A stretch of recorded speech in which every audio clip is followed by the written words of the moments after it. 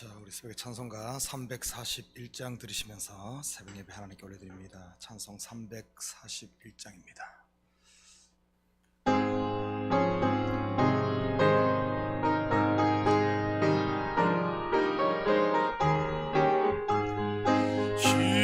십자가를 내가 지고 주를 따라갑니다. 이제부터 예수로만 나의 보배 삼겠네. 세상에서 불귀영화 모두 잃어버려도 지의 평안 내가 받고 영생 복을 받겠네. 지도 곤욕 당했으니 나도 곤욕 당하리. 세상 사람 간사하나 예수 진실합니다.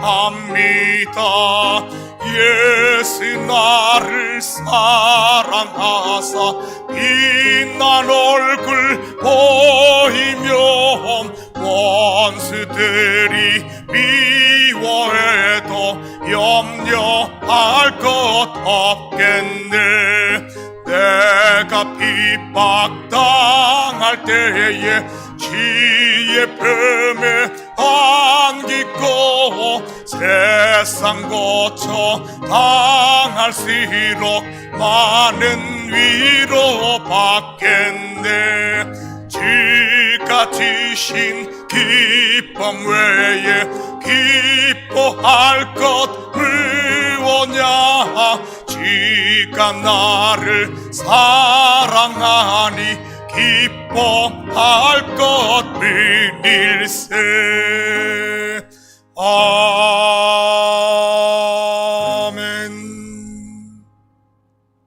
찬송 342장입니다.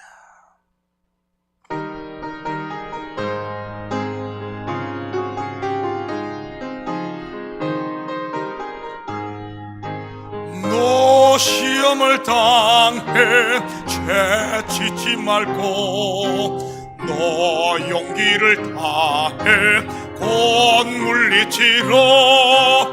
너 시험을 이겨 새 힘을 얻고 주 예수를 믿어 널 승리하라. 우리 그 주의 힘과 그의 위로를 빌라. 주님 내 편에 서서 항상 도우시리. 내 친구를 삼가 잘 선택하고 너 언행을 삼가 널 조심하라. 너 열심을 다해 널 충성하고 온 정성을 다해 주 봉사하라. 우리 그 주의 힘과 그의 위로를 빌라. 주님 내 편에 서서 항상 도우시리. 잘 이기는 자는 상 받으리니. 넌 낙심치 말고 널 전진하라. 내 구세주 예수 힘 주시리니. 주 예수를 믿어 널 승리하라.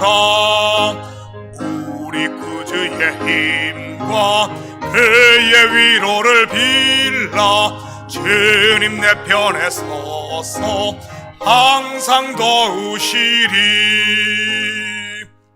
아멘. 자, 오늘 이 새벽에 하나님께서 우리에게 주시는 하나님 말씀은 호세아 4장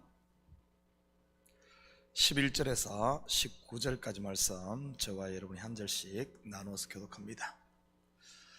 음행과 묵은 포도주와 새 포도주가 마음을 빼앗느니라.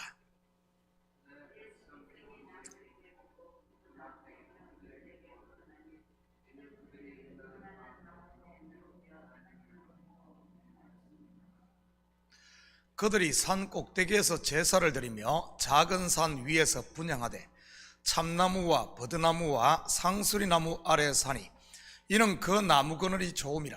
이러므로 너희 딸들은 음행하며 너희 며느리들은 간음을 행하는도다.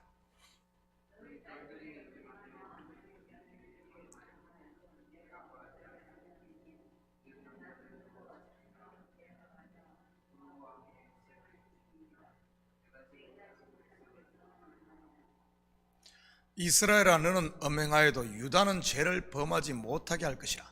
너희는 길갈로 가지 말며 벳 아웬으로 올라가지 말며 여호와의 사심을 두고 맹세하지 말지어다.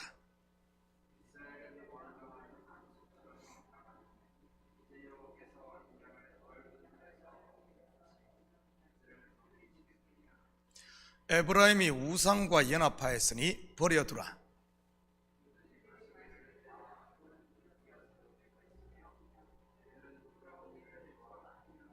같이 읽겠습니다. 바람이 그 날개로 그를 쌌나니 그들이 그 재물로 말미암아 부끄러운 일을 당하리라. 아멘. 좋은 아침입니다. 오늘 본문은 어제에 이어 이스라엘의 죄악을 낱낱이 드러내고 있습니다. 그렇다면 하나님께서 그들의 치부를 드러내는 이유가 무엇일까요? 그들을 수치스럽게 하기 위함일까요? 아닙니다. 궁극적으로는 은혜가 무엇인지를 가르치기 위함인 것이지요. 사실 율법의 조항 하나하나가 전부 우리가 죄인임을 드러내고 있는 것입니다. 우리 인생에게는 의라고는 조금도 찾아볼 수 없는 존재라는 사실을 말이지요. 그럼 벌거벗은 인생에게 가장 아름다운 세마포를 입히시고 죄인 중에 괴수와 같은 인생을 의롭게 하시는 것이지요. 내 스스로가 아니라 하나님께서 홀로 말입니다. 그리고 그것을 우리에게 주시는 것입니다. 그러니 은혜 아니고 무엇이겠습니까? 그러기에 성경을 알면 알수록 은혜라는 말 외에는 더 이상 할 말이 없는 겁니다. 이스라엘의 죄가 무엇인지 이 시간 살펴보면서 은혜 입은 우리 속에도 다시 이런 이스라엘의 이런 가라지가 없는지는 우리 좀 살펴보았으면 좋겠습니다. 11절입니다. 음행과 묵은 포도주와 새 포도주가 마음을 빼앗느니라. 이것은 우상의 향락에 빠져버린 이스라엘의 풍요 제의를 말하는 것입니다. 실제로 바알과 아세라의 이 신전 제의에는 성전의 여사제들이 있어 성적인 관계를 통해 풍요와 다산을 기원했습니다. 그런데 여기서 음행은 단순히 문자적 그런 음행만을 말하는 것이 아니라 우상 숭배를 일컫는 말이라고 했죠. 묵은 포도주와 새 포도주가 이 포도주에 마음을 빼앗겠다는 말은 제사가 오직 쾌락을 위한 것이었다는 말입니다. 그렇다면 이스라엘이 이처럼 엄란하게 우상을 숭배하면서 자기들이 우상 숭배한다고 생각했을까요? 아닙니다. 그들은 자기들을 애굽에서 구원한 여호와 하나님을 섬긴다고 생각을 했지요. 우리는 이 사실을 모세가 십계명을 받아 내려올 때 아론과 백성들이 금송아지 우상을 만들어 섬긴 것을 통해서도 알 수 있습니다. 그들은 철석같이 하나님을 섬긴다고 생각을 했습니다. 지금 북이스라엘도 마찬가지입니다. 북이스라엘의 일대 왕 여로보암이 베델과 단에 금송아지를 만들고 무엇이라고 했습니까? 바로 아론이 그랬던 것처럼 우리를 애굽에서 인도한 하나님이라고 했지요. 이것이 무서운 겁니다. 바로 여호와 하나님에 대한 올바른 지식이 없는 것 말이지요. 눈에 자기라는 들보를 가지고 하나님을 보니 어떻게 제대로 하나님을 알 수가 있겠습니까? 그냥 자기가 하나님으로 보이는 것이요, 자기의 욕망이 하나님의 뜻으로 이렇게 둔갑을 하는 것이지요. 성도가 절에 가서 돌부처에게 절을 한다든지 점쟁이를 찾아가 점을 치는 것에 대해 하나님을 섬긴다고 생각하는 성도는 아무도 없을 것입니다. 만약 성도가 그런 일을 행한다면 분명 마음이 찔리고 죄의식으로 힘들어할 것이 틀림없습니다.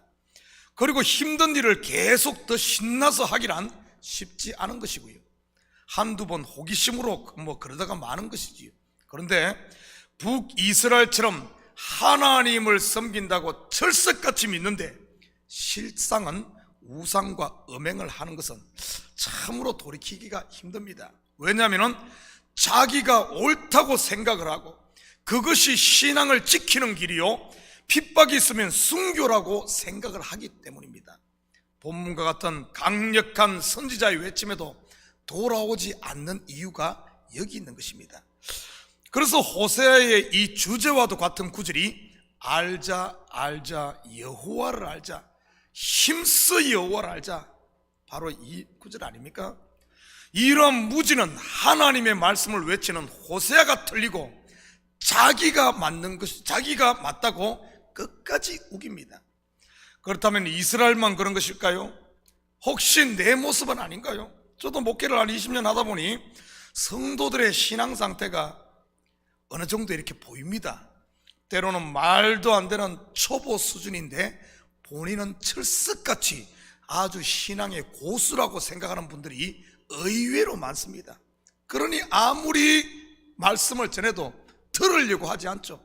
아, 내가 오라 그거 틀려 이렇게 생각을 하기 때문에 그렇습니다. 심지어 엉터리를 가지고도 그것이 진리인 양 붙들고 계신 분들이 있고요. 그런데 그것 하나 바꾸는데 얼마나 많은 시간이 걸리는 줄 압니까? 수년 아니 수십 년이 걸리기도 합니다. 어떤 분들은 끝까지 자기가 옳다고 주장하며 놓지 않는 분들도 있고요. 그리고 더욱 안타까운 것 중 하나는 예배의 포커스가 하나님이 아닌 자기 자신에게 맞춰져 있는 분들이 많다는 사실입니다. 자기 기분에 따라 스스로 예배를 잘 드렸네 못 드렸네 판단하는 분들 말이지요. 자기 기분이 좋고 뭔가 찡하면은 오늘 은혜 받았다, 예배 잘 드렸다 생각하고, 마음에 그런 것이 없으면은 어떤가 하면 오늘 예배 잘못 드렸다, 뭐가 잘못됐다 이렇게 판단하는 분 말이지요. 여러분, 예배는 오직 하나님께 집중되고 하나님을 기쁘시게 해야 하는데, 그렇지 않고 사람만 즐겁게 한다면 그것이 어떻게 참 예배가 되겠습니까? 내가 드리는 예배가 혹시 우상 숭배는 아닌지 한번 살펴봐야 됩니다. 내 중심으로 드리는 것이 결국에 우상은 다른 게 아니라, 음행은 다른 게 아니라 자기를 숭배하는 거거든요. 자기를 숭배하고 자기가 우상이거든요. 그래서 나에게 포커스가 집중되어 있는 것이 바로 음행이요 우상 숭배인 겁니다. 혹시 우리가 예배 드리는데 모든 포커스가 나에게 맞춰지지 않습니까? 제사란 것은 나를 잡아서 나를 죽여서 온전히 하나님께 드리는 것이고, 번제는 나를 살라서 그분을 기쁘시게 하는 겁니다. 우리가 마음으로 하나님을 높여드려야지, 내가 뭐 받았나 안 받았나 나에게 맞춰져 있으면 이것이 바로 우상숭배라고, 쾌락을 쫓고 즐거움만을 쫓는 이런 바알 아세라 우상숭배 말이지요. 13절 계속해서 봅니다. 그들이 산 꼭대기에서 제사를 드리며 작은 산 위에서 분향하되 참나무와 버드나무와 상수리나무 아래에 사니 이는 그 나무 그늘이 좋음이라. 이러므로 너희 딸들은 음행하며 너희 며느리들은 간음을 행하는도다. 하나님께서 받으시는 예배는 원래 어디서 드려야 합니까? 바로 예루살렘 성전입니다. 그런데 북이스라엘 백성들은 남북이 갈라진 이후 예루살렘에서 제사를 드리지 않고 자기들이 원하는 대로 산당에서 드렸습니다. 물론 여로보암이 백성을 속이고 만든 베델과 단에서도 제사를 드렸고요. 그런데 이러한 산당 제사는 주로 잎이 넓은 나무 아래에서 드렸습니다. 그 이유를 그 나무 그늘이 좋아서라고 하네요. 물론 겉으로만 보면 더운 지방이다 보니 햇빛을 피해 나무 그늘이 시원하니 거기서 드린 것처럼 보입니다. 그렇지만 여기에는 두 가지 영적인 의미가 감춰져 있습니다. 먼저 나무 그늘이란 햇빛을 가려주는, 곧 자기들의 벗은 수치를 가려주는 무화과 잎으로 만든 치마와 같이 스스로 취한 율법의 의를 말하는 것으로 그것에 취해, 자기의 취해 예배를 드렸다는 겁니다. 쉽게 말해서 재물은 죽어서 드려져야 되는데 재물이 번듯이 살아서 자기 중심으로 드렸다는 이런 의미이지. 율법으로 지부를 가릴 수 있을까요? 오히려 가리려고 하면 할수록 더 죄가 드러나는 것입니다. 두 번째는 그늘이 좋아서 거기서 제사를 드린다는 말은 자기 중심적인 제사라는 이런 말이지. 앞에서 언급한 자기 숭배, 곧 우상 숭배요 음행인 것입니다. 혹시 나의 신앙생활 속에 이런 모습은 없습니까? 새벽 예배를 나오는 것으로 내가 믿음 좋은 사람임을 증명하려고 한다든지, 내 마음의 위로만을 위해 예수를 믿는다든지, 아니면 마치 액땜을 하든 헌금을 하고 저 주일 성수를 한다면 말이지요. 하나님은 간 곳이 없어. 그냥 나 중심이요, 내 복, 내 자녀, 나 잘 되는 것, 이것에 매여 있다면 이것이 바로 오늘 이스라엘의 모습인 것입니다. 물론 우리 성도들 가운데 이런 분은 없을 줄 믿습니다. 그렇지만 마음 한 구석에라도 이런 마음이 있다면 이 새벽에 그냥 놔두지 마시고 십자가 앞에서 처음 사랑을 회복할 수 있기를 축복합니다. 그러면 하늘의 위로로 인해 은혜와 평강으로 충만하게 채워질 테니 말이지요. 15절입니다. 이스라엘아, 너는 음행하여도 유다는 죄를 범하지 못하게 할 것이라. 너희는 길갈로 가지 말며 벳아웬으로 올라가지 말며 여호와의 사심을 두고 맹세하지 말지어다. 이스라엘의 죄를 책망하던 호세아가 갑자기 유다는 죄를 범하지 못하게 한다고 하네요. 그러면서 당시 우상의 본거지가 되고 있는 길갈과 벳아웬으로 올라가지 말라고 합니다. 벳아웬은 베델의 다른 이름인데 이스라엘의 우상 숭배를 비꼴 때 쓰는 말입니다. 베델은 하나님의 집이라는 뜻인데 벳아웬은, 벳은 집이라는 뜻이고 이 아웬은 악한 자, 우상이라는 뜻으로 벳아웬은 우상의 집, 악한 자의 집이라는 뜻이니까요. 다시 말해 하나님의 집을 우상의 집으로 만들었다는 뜻입니다. 여러분 좀 익숙하지 않나요? 하나님의 집을 악한 자, 곧 강도의 구렬로 만들었다는 말이지요. 바로 율법에 매여 진리신 그리스도를 알아보지 못하고 배척하며 죽이려 했던 바리새인과 서기관, 그리고 종교 지도자들에게 했던 예수님의 말씀입니다. 한마디로 눈에 들보를 가졌던 그들 말이지요. 자기라는 의에 갇혔다고나 할까요? 그러니 하나님의 집, 곧 성전을 강도의 구렬로 만든 것이고요. 성령이 거하시는 거룩한 성전인 내 속에 은혜와 평강이 아닌 나라는 옛것들로 가득 채워져 있다면 그것이 바로 다름 아닌 벳아웬, 강도의 구렬이 아니고 뭐겠습니까? 유다는 죄를 범하지 못하게 한다고 했는데 유다가 범죄하지 않았나요? 아닙니다. 유다도 이스라엘과 똑같이 죄악에 빠짐으로 바벨론에 의해 망의 포로로 잡혀갑니다. 그렇다면 유다는 죄를 범하지 못하게 할 것이다, 이 말은 무슨 뜻일까요? 여러분, 이 말 속에는 복음이 들어있습니다. 복음을 이야기하는 겁니다. 이스라엘은 음행으로 인해 심판을 받더라도 그 가운데 유다에게는 거루터기를 남기겠다는 이런 뜻이죠. 그리고 그 거루터기인 유다를 통해 메시아 예수 그리스도가 오는 것이고요. 이스라엘의 죄, 곧 율법의 저주를 유다, 곧 예수 그리스도로 말미암는 은혜가 덮는 십자가와 부활, 구원의 비밀을 여기서 이야기하고 있는 겁니다. 이스라엘이 범죄로 완전히 망한다 할지라도 그것이 끝이 아니라 유다에서 나오는 뿌리, 이새의 뿌리에서 예수 그리스도가 오셔서 그 율법을 완성하고 그 드러난 심판을 깨끗하게 정리하고 다시 하나님의 자녀로 세울, 그것을 여기서 이렇게 이야기하고 있는 것이지요. 죽는 것이 곧 사는 것이요, 사는 것은 더 이상 나를 위해 사는 것이 아닌 나를 위해 죽었다 다시 사신 주를 위해 살아야 하는 겁니다.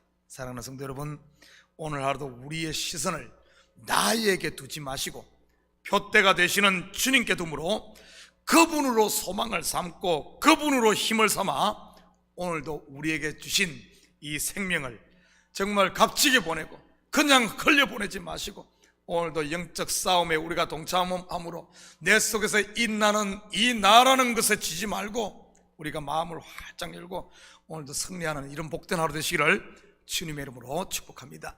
같이 기도하십시다. 사랑의 아버지 하나님, 참으로 감사드립니다. 이 새벽을 깨우시고 다시 십자가 앞에 서게 하시니 참으로 감사드립니다. 우리 속에 혹시 아버지 하나님 사단이 뿌린 가라지가 자라고 있지는 않은지 항상 우리 마음을 점검케 하시고 거룩한 성전된 우리 속에 성령만이 충만하게 하심으로 아버지 하나님 성령의 열매를 주렁주렁 맺어 하나님의 기쁨이 되는 하나님의 자녀들 다 되게 도와주시옵소서. 우리 성도들 어느 곳이든지 오늘 하루도 복된 삶을 누리게 하시고 빛된 삶을 통해 하나님의 영광을 세상 가운데 선포하며 드러내며 사는 하루가 될 줄 믿사오며 이 모든 말씀 예수님의 이름으로 기도드립니다. 아멘.